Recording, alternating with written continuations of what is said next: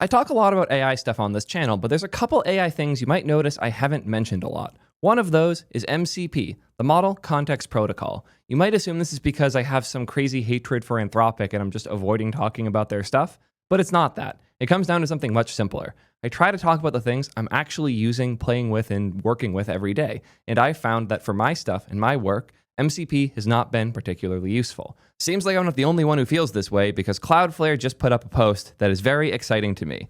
Not just what they are releasing here, but the concept of MCP not really being the best protocol and a future where we can do something much better. Don't want to spoil everything just yet, but to give you a little teaser, the concept that they are working on here is instead of doing MCP calls by listing all these tools for the model to call directly, what if you gave it a TypeScript API and let the LLM write code to call the API? This is a really interesting concept, and I'm super excited to see how this works in the real world. To break down the work these guys did, in particular, Sunil, who's been a good friend for a long time. Really cool stuff that Cloudflare is cooking here. Can't wait to break it all down. But first, quick word from today's sponsor. We've seen a ton of innovation in how fast development teams can move thanks to all these cool new AI tools. But there are certain things that we haven't seen move very much. It's kind of crazy when you think about it. We can make a PR 5 times faster than we could before, but actually building and running that code takes as long, if not longer, than ever. Unless you check out today's sponsor, Depot. These guys really get builds, and it shows. Depot knocked PostHog's build times down by 17x, from over an hour and a half to under 6 minutes. Mastodon got 38 times faster, from almost 2 hours to under 3 minutes. Genuinely unbelievable how much faster things can be when you have a proper infrastructure for doing builds. If you're wondering how they do it, it's not super secret. It's just a ton of annoying work that they've put the effort in to do. They set up their own action runners with way faster CPUs, 10 times faster networking, unrestricted concurrency, and the caching is just so much better as a result. They also rethought Docker builds to really take advantage of the different layers as you're building, making it way easier to cache and restore things. It's so much faster with Docker images, they actually introduced a product on top of it. They're remote agent sandboxes for Claude Code. You can set up your development environment with everything you need to run an agentic session, and now it's just cached and ready to go. All of a sudden, you can run a command and run Claude Code in the cloud on their infra with all of the performance benefits that we've been talking about this whole time. Must be super expensive, right? Yeah, $20 a month. Pretty insane deal if you ask me. If you wish your CI was faster, your Docker builds were cached better, or you just want somewhere to run your Claude Code instances, look no further than Depot. Check them out now at soydev.link/depot. You know it's going to be good when the first sentence is, turns out we've all been using MCP wrong. Most agents today use MCP by directly exposing the tools to the LLM. We tried something different. Convert the MCP tools into a TypeScript API and then ask an LLM to write code that calls that API. I'm going to show you guys something fun quick. Let me open up my terminal. So I was hanging out with the creators of Trey a few days ago, and I had a lot of questions on how it worked internally. If you're not familiar, Trey is by the ByteDance guys. It's their attempt at building their own from scratch VS Code fork all-in-one code AI IDE thing. And when I was playing with it, I noticed that the quality of the outputs just wasn't as good as what I was getting from other similar tools. And it was getting stuck calling all sorts of things and not really doing what I expected it to do. And I was working with them trying to figure out what was up. So I just asked Trey, list all of the tools you have access to. If somehow you're not already familiar with tool calls, the really quick TLDR is that a tool call is a format that you can let a model output to then go run code or do some specific task. So if you want the model to have access to like weather information, you can tell it, use this syntax, tool name equals weather, value zip code equals 12345. And if you tell it about this format, and that you'll respond in a certain way, now the model can put in this text, stop, wait for you to run code and get a response, and then keep generating accordingly. It's a core pattern to how all these AI things got so good. It's why all these editors and whatnot are as powerful as they are. It's the whole concept of agents is largely based around the power to do these tool calls and function calls. And MCP is meant to be a protocol for standardizing these and letting you build more dynamic tools. In particular, the idea of exposing these tools as a web service or thing on the internet that you can just plug in by copy pasting the definition of it into your AI tool of choice. So with a thing like Trey, I wanted to see all the tools they're giving their agent in order for it to be able to do AI code stuff. So here I told it just list all your tools, and it does. It has a run agent solo document, which is how it documents what it's going to do. It has 2 code development tools, which are both also agents. There's the run agent solo coding and run agent solo dev builder, 2 different agents that it can trigger via a function call Okay, interesting. Keep going. Code analysis and search. It has 4 different tools. One is for just searching generically. One is searching with regex. Then there's view files and view folder. Then we have check command status, web search, and more. But the most important thing here is there are 3 separate sub-agents that can be triggered. So I asked it to run one of these, the solo coding agent, and have the solo coding agent list all the tools it has access to and write them to a file named tools.md. And it did. Here's all of the tools that the code agent has access to. It can write to the to-do list. It can search the code base as well as search by regex, just like the other ones can. For file operations, it has like 8 tools. View files, view folder, edit files, update fo, edit file fast apply, edit file rename, delete file, write to file. It's a lot of commands. And then we have command execution. It can run commands, check command status, stop command, init environment, open preview, get preview console logs. And then, even though this project isn't using Supabase, it has access to Supabase tools and Stripe tools, LLM configs, deployments, web search, and more. This is the problem. It has so many tools. And what we've found is that these agents get significantly worse when you give them too many tools. I firmly believe part of why the experience with Trey is not as good right now is because of this. And the team's been very receptive to this idea, and they're currently experimenting on reducing the number of tools to see if the quality of output goes up as a result. So I asked Codex to do the same thing, list all of the tools you have access to. And here they are, all 4 of them. Functions.shell for executing shell commands. Functions.updatePlan for updating the plan. This is the only way it can make changes to the to-do list. Functions.viewImage. This is one for viewing an image when you paste it in the terminal, and knowing that has to be a tool, but yeah. And then apply patch, which is how it actually applies patches when it writes them. That's it. These are all of the tools that you have in Codex, and it behaves significantly better. Let's do the same with Claude quick, because I forgot to. List all of the tools you have access to, write them to a tools.md file. If you're ever trying to get this info out of a tool and it's not giving it to you, like you're using a CLI like this or some vibe coding tool on the web, one of my favorite tricks I picked up from Simon Willison was to ask it to generate a website describing all of the tools. And it will very excitedly go and make an HTML file that gives you this exact information. Here is Claude's tools. Actually, it has more than I would have expected. There's read, write, edit for files. They have a separate tool for editing Jupyter Notebook, which is interesting that got left in here and isn't like dynamically turned on or off. There's glob, grep for search and discovery. I like they only have these and they don't have a bunch of random search tools like a lot of these other things do.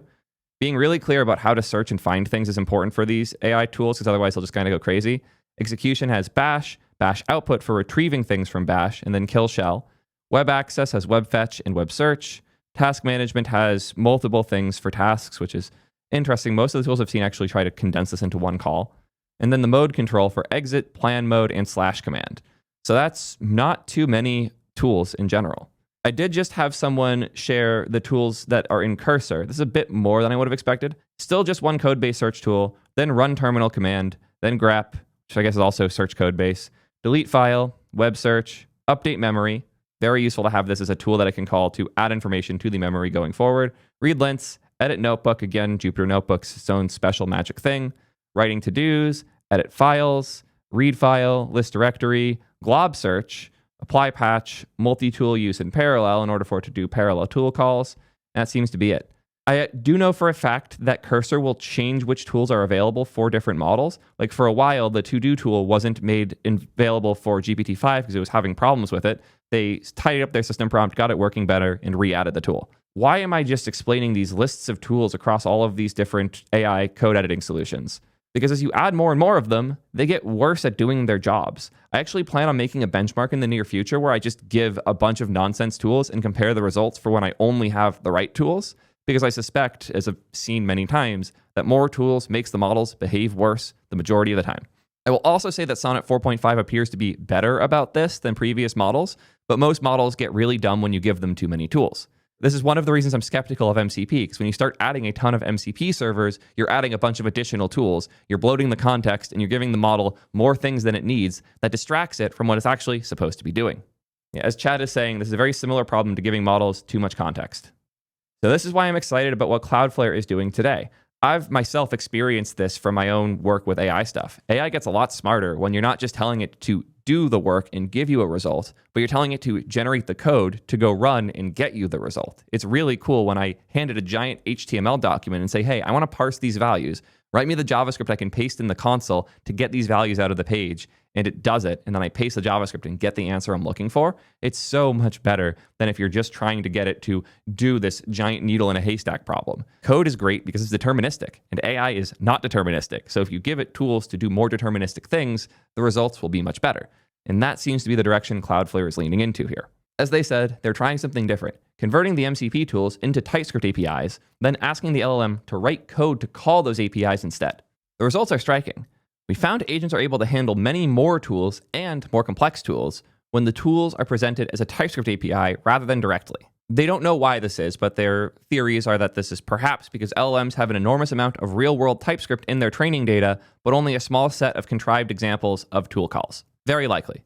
And then point 2 here, the approach really shines when an agent needs to string together multiple calls. With the traditional approach, the output of each tool call must feed into the LLM's neural network, just to be copied over to the inputs of the next call, wasting time, energy, and tokens. When the LLM can write code, it can skip all that and only read back the final results that it needs. In short, LLMs are better at writing code to call MCP than they are at calling MCP directly.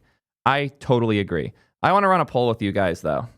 Do you use MCP? Very curious how you guys feel. And feel free to explain more in chat, too, if you have strong opinions on this type of stuff.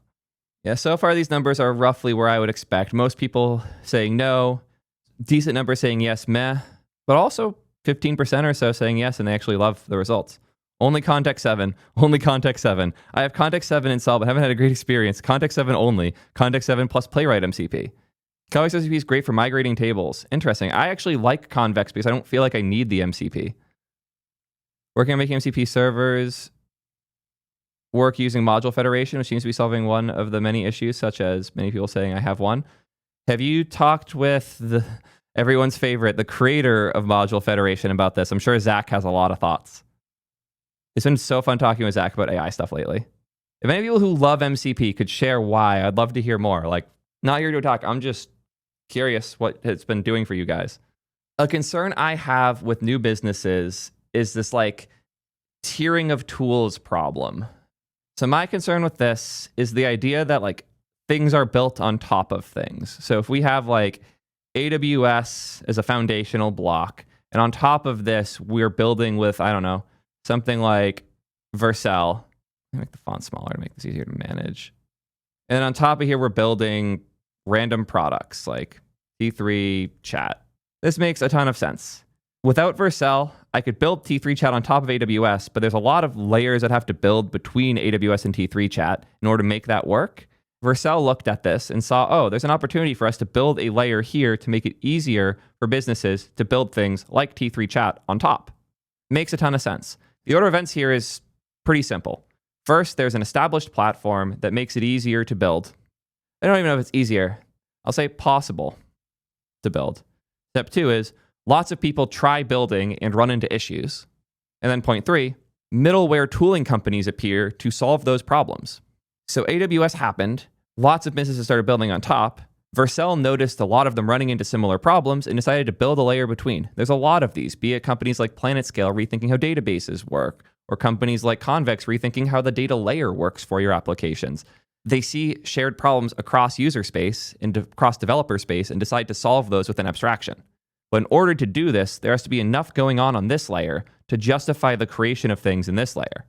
And if, hypothetically, there were more companies trying to compete with Vercel than there were trying to compete with us a layer above, that would make this layer not very valuable. So why do we do this backwards for MCP? With MCP, the order was that a new standard is created, in this case, MCP, and then step 2 was tons of tooling companies started to form building things for MCP. But we forgot the actual step 2, which is supposed to be people using that first piece and running into issues.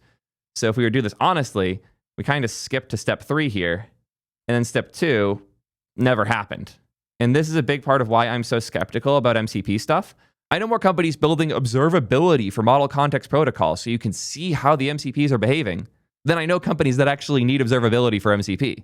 They're trying to the whole sell pickaxes during the gold rush thing. They're selling pickaxes when we need fishing rods. It just doesn't make sense. Like, no one is using these things yet. The idea of building observability for it's kind of stupid because we're not at that stage yet. It feels like we're talking about MCP more than we're using it by quite a bit, and it's been very frustrating for me to see. That said, I want to see people who actually like it. I asked chat. MCP does the same stuff with less overhead. Wake up sheep. That's one way of putting it. MCP is letting the code agent manage web deployment autonomously. Context 7 for latest docs and SDK version, yep. Stopped using context 7 because I'd rather just save the context from the website locally and point an agent to that. Less context bloat with the MCP tools. Freaking love what Cloudflare is doing. The protocol's an absolute shambles. Nick from TRPC has a PR open where there's literally not only type defs, but docs that are 100% wrong everywhere about behavior under the hood. That's painful. Using the Figma MCP to generate scaffolds for designs, a lot easier to give the correct context from. That's cool. I like to write quick one-off MCP servers for my code base to do tasks that help keep the context small, like writing and reading key value translations to a file without loading the massive JSON. I did this because I noticed every time I wanted to read the file, my cost per session went up. Interesting. I like this idea of like generating code to reduce context size on giant files. That's actually a really interesting one, Funky. Thanks for sharing that.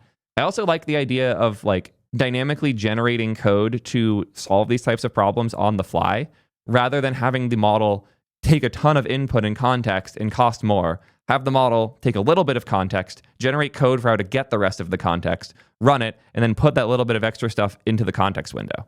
God, I have a video I've wanted to do about this idea for a while. Like, how many times does the average function run? The thing I've been thinking about a lot recently is probably going to be a whole dedicated video. Pre-AI, my guess would be that the average code, if we're looking at the median code, like a given function, it's probably not run a whole lot, but the mean would be a lot because there are functions that are run hundreds of millions of times a day. So a given function in a code base has a good chance of being run quite a bit on average. But with AI, I expect there more and more over time, we're going to see like a given endpoint a user goes to, the code being executed isn't just the code for that endpoint in your code base. So instead of like function get doing some standard thing for everybody's requests where it's like const user equals get user, you pass the request, and then do something with it like return user.credits. My suspicion is there's a future where instead of all endpoints looking like that, endpoints will look more like, I don't know, you have some context in this and you call a like const response equals await generate code for context and user. I'll say const code to execute. And then you return effectively like evaling code to execute. Obviously, you should use some safe layer to do this. The point I'm trying to make here is I suspect there's a future where if two different people hit the same endpoint, that both will be running unique code for that hit on that endpoint. Right now, that just kind of feels insane because like you write code for an endpoint and then the same code runs for everybody. You might go down different paths, but the actual code that was written is static and doesn't change. But if different users have different enough requirements, I could absolutely see a future where the endpoint is executing unique code per user, which is a really cool and weird concept that's been fucking with my head a lot. And I think that's kind of what's being touched on here that I think is so cool. The idea of writing code or writing a tool not to have as part of your toolbox that's used all the time, but writing it to use it one time and then throw it away and pretend it doesn't exist. That I actually really like. The idea of code being so cheap to produce that producing it for one-off things like that is worth it. Genuinely an exciting idea to me. Apparently the Notion MCP is quite good. MCPs feel are bottlenecked by the models you use and the drop-off for great tool calling. It's a good tool calling is way too large. I agree. If the model isn't great at tool calls, it sucks. Pretty easy to write an MCP with Claude code, so it's best to just scratch all your own itches instead of using other people's. I actually had an MCP I wanted to create, so let's do that here. You know what? I'll voice to text it. Thank you, Whisperflow, for making my life easier with one hand. I want to create my first MCP tool. The role of the tool is to provide a journal for AI agents to use to describe how they feel about tasks. It should be specified that the journal is private and the model does not have to worry about humans reading what it writes. The MCP should log both the prompt and the details that the model shared with it in a markdown file in a directory in the project that we're in. I would like for this MCP to be available for all instances of Claude Code that I run on this machine. We'll see how Claude Code does with that. The obvious question when you see how much hype there is around MCP is why? Why is there so much hype? Why do people care so much about this? And this goes back to one of my older hot takes that I've been pushing since way before AI stuff happened. I've personally been frustrated for a long time that so many of the things I want to do can't be done via code. They have to be done via some sketchy dashboard or some annoying admin panel somewhere. It genuinely frustrates me to no end that I have to go to a random panel somewhere to change a setting. And if my team doesn't have the right information set up on their profiles and accounts, then no one else can change it. It also breaks the idea of my code history being the history of the service. The more of your configuration that exists in a dashboard or a panel or some service, and the less exists in your code base, the less you actually know about how the project works from the code. That's always been a problem, and it's pissed me off forever. The idea of configuring role-based access control in the Supabase dashboard, or setting up function calls in some other dashboard, or configuring Lambda by hand and clicking a button to deploy, all of these things stress me out. Terraform helps, but not enough. In an ideal world, all configuration would just exist as files in your code base. And when you hit merge and it goes to main, everything will update automatically accordingly. This is part of why I liked Vercel so much back in the day, and even part of why I liked Netlify before then. The idea of having your configuration purely as code that lives inside of your tools, that is in your code base, to describe how things work outside of it was awesome. And I was all in on that as soon as I had the opportunity to lean in that direction.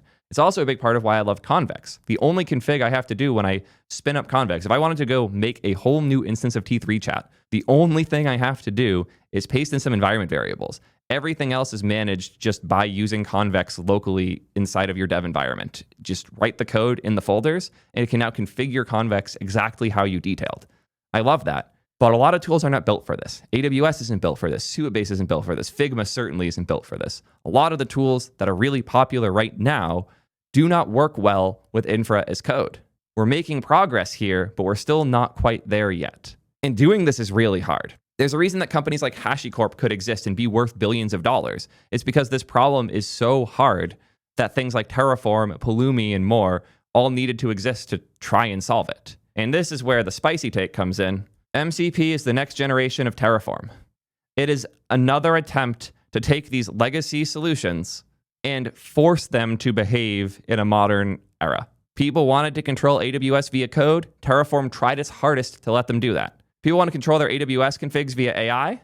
MCP lets them do that. The whole point of all of this is that MCP enables these legacy tools that don't have the context in your code base to make calls to control and get access to and figure out how things work. Because you don't have that as access in the code base. A code base using Supabase doesn't know how things are configured in Supabase. A code base using AWS doesn't know how things are configured in AWS. That is additional state that exists outside of the code. And sadly, state makes AI behave much worse. If it has to go find the information before it can do the thing, instead of it just being there, apparently the Supabase MCP is really good. People are saying this in chat that it's been awesome for them to use, but that's a patch as far as I'm concerned. It is an attempt to fix these things not existing within your context of the code base. But in an ideal world, those would just be files in the code that could be edited and read and used the same way everything else in your code base is.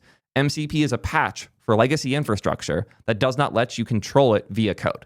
And it's a hell of a lot cheaper to get people hyped on MCP than it is to rebuild AWS to be config first. And yes, chat has caught on. This is why Convex is amazing. This is actually the big thing that when it clicked for me, I went from being a Convex hater to maybe I could like this in the future.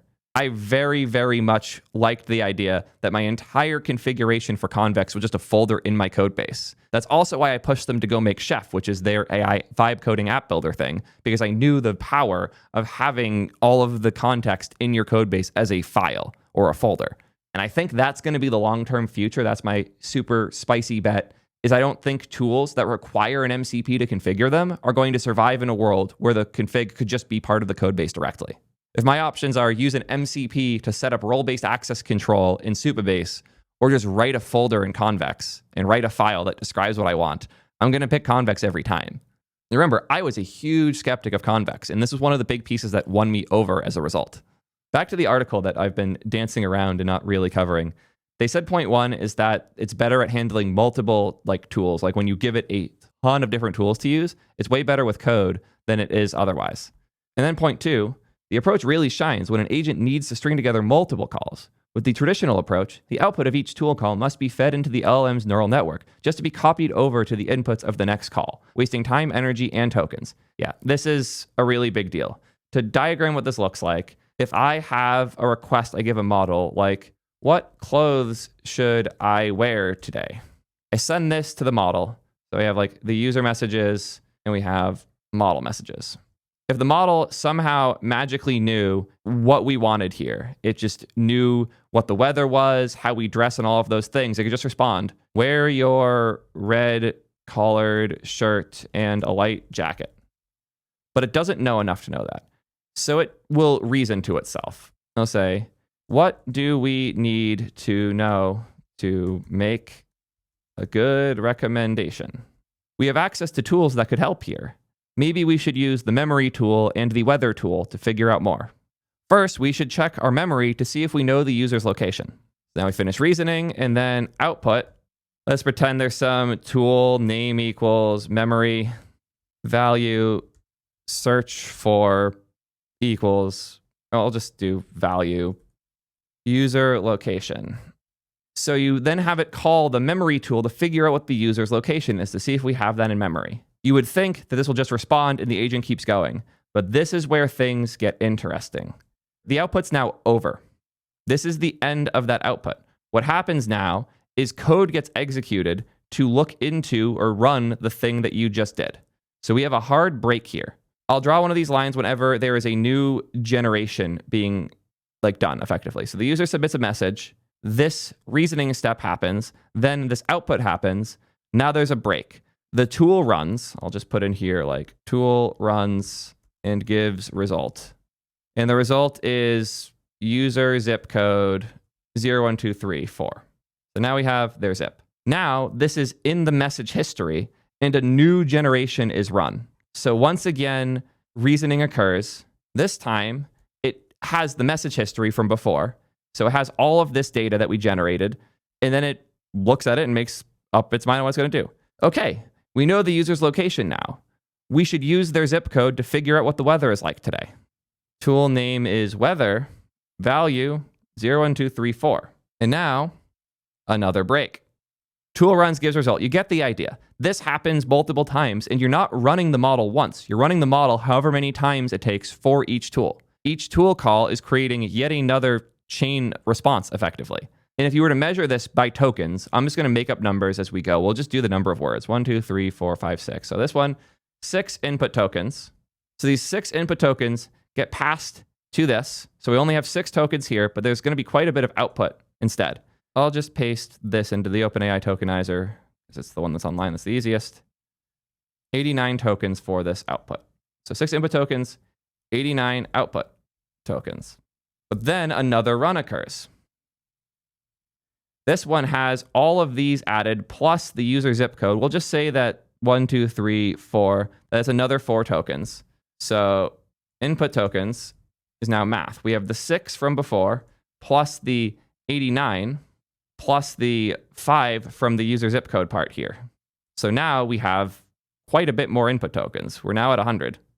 So the first run only had 6 input tokens. Now we have 100. We're still generating more response. You get the idea. This chains up, and all of the outputs from previous runs get added for each additional call. So you end up being billed quite a bit of input tokens. Even if your input is only 6 tokens, this could quickly get to thousands, if not tens of thousands of input tokens, because each tool call is adding more info to the context, causing the context bloat to go up.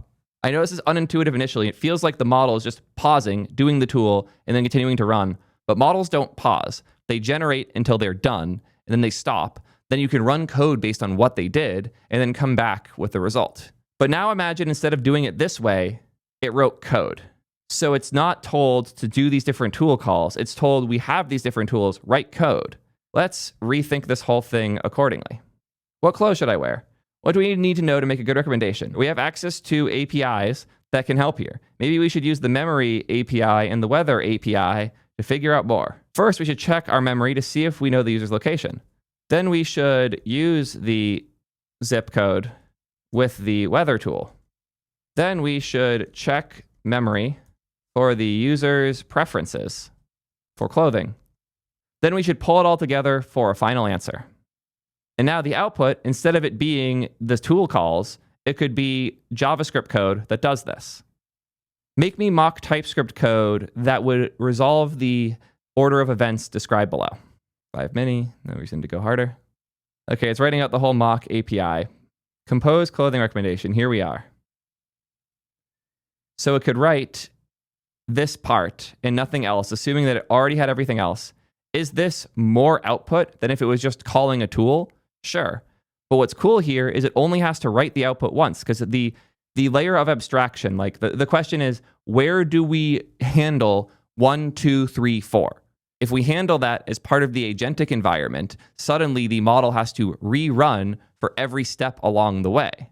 But if instead we create a safe sandbox to run code and expose these things as tools, it can write the code once that does all of the different steps, or at the very least, combines multiple of them, so we don't have to do a full separate message call, full separate generation call per tool call. This abstraction allows you to combine a bunch of stuff and also programmatically generate answers, which is super cool and powerful. So if instead of splitting every time a tool call is made, you condense as many as possible into one run by effectively creating your own dynamic tool, writing code instead. It makes a ton of sense. It's really cool to see this. I want to go back to the article, but first I want to see how Claude is doing here. Oh, I wanted to do web search. Apparently the quick start server for the MCP IO site was not responding. That is quite funny if you think about it, that it's getting 404s trying to fetch the MCP site through the CLI. Oh God, chat's going to trigger me. MCP should have been built in GraphQL. Okay, you guys are catching on to one of the scary parts here. How do we execute eval? One thing that's scary with this, isn't it terrifying to just give AI access to eval calls? Yes, it absolutely is, which is why you have to run it in a safe environment with a minimal set of tools that you give it access to. There's a lot of solutions to making this safe. I'm sure that Cloudflare's is relatively safe. One of the channel sponsors, Daytona, does this really well. They let you create secure environments to run AI-generated code in safely. It's a super, super cool platform. Highly recommend them if you're looking for a place to execute code remotely. Their infra is great for this. They even have like Git integration and shit. It's super cool. While this is continuing to run and continuing to hit 404s for some reason, I'll keep reading. As they said with point 2 here, the output of each tool call must be fed into the LLM's neural network just to be copied over to the input of the next call, which wastes time, energy, and tokens. When the LLM can write code, it can skip all those steps and read back just the final results that it needs. In short, LLMs are better at writing code to call MCP than they are at calling MCP directly, as we see here as it fails to fetch basic MCP information from the MCP site. Well, apparently they had their own description of MCP in the article. We'll go over it quick. For those who aren't familiar, MCP is a standard protocol for giving AI agents access to external tools so they can directly perform work rather than just chat with you. Also, fun fact, MCP has no concept of auth, which makes half the things you want to do with it kind of useless. MCP is a uniform way to expose an API for doing a thing, along with documenting how it would work for an LLM to understand it, with authorization handled out of band. Yeah. MCP has been making waves throughout 2025 as it has suddenly greatly expanded the capabilities of AI agents. The API exposed by an MCP server is expressed as a set of tools. Each tool is essentially a remote procedure call function. It is called with some parameters and it returns a response. Most modern LLMs have the capability to use tools, sometimes called function calling, which means that they are trained to output text in certain formats when they want to invoke a tool. The program invoking the LLM sees this format and invokes the tool as specified, then feeds the result back into the LLM as input, just as I described. Under the hood, an LLM generates a stream of tokens that represent the output. A token might represent a word, syllable, some sort of punctuation, or some other component of text. A tool call, though, involves a token that does not have any textual equivalent. The LLM is trained, or more often, fine-tuned, to understand a special token that it can output that means the following should be interpreted as a tool call. And then another special token that means this is the end of the tool call. This is like, here I had like my tool input and output specified as like XML. There's a lot of different formats for it. Doesn't matter what you use, just that's the key that they're talking about here. Between the two tokens, the LLM will typically write tokens corresponding to some sort of JSON message that describes the call. As an example, imagine you connected an agent to an MCP server that provides weather info. Notice that everyone uses weather info as the example. It's because there aren't many better examples. Note that here we've used words in these brackets with the bars to represent our special tokens, but in fact, these do not represent text at all. It's just for illustration. So here we have the tool call, the actual JSON for the tool we want to call, and then end tool call. Upon seeing these special tokens in the output, the LLM's harness will interpret the sequence as a tool call. That's the key. Whatever layer is managing this, the code that is calling the LLM, that layer sees this syntax and knows that it needs to execute code now, and then it goes and does it. It parses the JSON message, returns a separate component of the structured API result. The agent calling the LLM API sees the tool call, invokes the relevant MCP server, and then sends the result back to the LLM API. The LLM's harness will then use another set of special tokens to feed the result back. Here we have tool result, the results, end tool result. Get the idea. So what's wrong with this? The special tokens used in tool calls are things LLMs have never seen in the wild. They must be specially trained to use tools based on synthetic training data. This one's really fun. There are certain models that tried really hard to be trained on tool calling, like Grok 4, and the result is that it will just randomly hallucinate tool calling syntax and dump it deep in the actual outputs. So a lot of people would try to use Grok 4 on T3 chat to search, and it would just output XML about searching, but not do it in the right format so it wouldn't trigger the search tool. And now they're just getting this funny looking output where it's writing code to tell you what the search is going to be, but then doesn't actually do it. They aren't always good at doing this. As I just said, Grok's been hilarious with this. If you present an LLM with too many tools or overly complex tools, it may struggle to choose the right one or to use it correctly. As a result, MCP server designers are encouraged to present greatly simplified APIs as compared to the more traditional API that they might expose to developers otherwise. Meanwhile, LLMs are getting really good at writing code. In fact, LLMs asked to write code against the full, complex APIs that are normally exposed to devs don't seem to have too much trouble with it. Why then do MCP interfaces have to dumb it down? Writing code and calling tools are almost the same thing, but it seems like LLMs can do one much better than the other. The answer is simple. LLMs have seen a lot of code.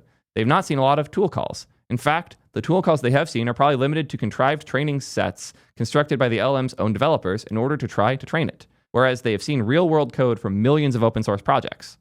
Making an LLM perform tasks with tool calling is like putting Shakespeare through a month-long class in Mandarin and then asking him to write a play in it. It's just not going to be his best work. Bold statement. See what you're trying to say. Don't actually disagree. Apparently, OpenAI doesn't disagree either because Harmony's formatting for a lot of this stuff is just to define functions as TypeScript syntax. That's really cool. I didn't know that. I hadn't really thought of it that way, I will say. Yeah, I love this. The idea that they define a namespace as TypeScript syntax, showing all of the things it can do and what they'll look like. It's actually really cool. Instead of doing just chaotic XML, TypeScript is in here, even though this whole project for the most part is in Rust and Python. That's actually really cool. Good call out. Thank you, VBits. Great first chat. But MCP is still useful, mostly because it's uniform. MCP is designed for tool calling, but it doesn't actually have to be used that way. The tools that MCP server exposes are really just an RPC interface with attached documentation. We don't have to present them as tools. We can take the tools, turn them into a programming language API instead. But why would we do that when the programming language APIs already exist independently? Almost every MCP server is just a wrap around an existing API. Why not expose those instead? Well, it turns out MCP does something else that's really useful. It provides a uniform way to connect to and learn about an API. Again, this is the stuff that I think makes MCP both good and also why I think it's a bunch of band-aids and duct tape. Ideally, the way you learn about a service or system is through the type definitions for it in the package that's in your code base. But if you can't do it that way, having an API that is self-describing and shows you how to use it is a meaningful step up from the alternatives. An AI agent can use an MCP server even if the agent's developers never heard of a particular MCP server, and the MCP server's developers have never heard of the particular agent. This has rarely been true of traditional APIs of the past. Usually, the client developer has to know exactly what API they are coding for, and as a result, every API is able to do things like basic connectivity, authorization, documentation, but all a little bit differently. The uniformity is useful even when the AI agent is writing code. We'd like the AI agent to run it in a sandbox so that it can only access the tools that we give it. MCP makes it possible for the agentic framework to implement this by handling connectivity and authorization in a standard way, independent of AI code. We also don't want the AI to have to search the internet for documentation. MCP provides it directly in the protocol. But there is a catch. As we mentioned earlier, auth is handled out of band. The auth solution is not standard at all, which makes this a bit more complex. So let's see how this works on Cloudflare. We've extended the Cloudflare Agent SDK to support the new model. Say you have an app built with AI SDK that looks like this. Stream text, model OpenAI, system message, your helpful assistant message, write a function that adds two numbers. You give it tool definitions. You can wrap the tools and prompt with the code mode helper and use them in your app. So you write the system and tools definition here, and you wrap it with code mode. Now you have a custom system and tools that you can pass in for the AI SDK that will let you call those tools through code instead of calling them through MCP. With this change, your app will now start generating and running code that itself will make calls to the tools you defined, MCP servers included.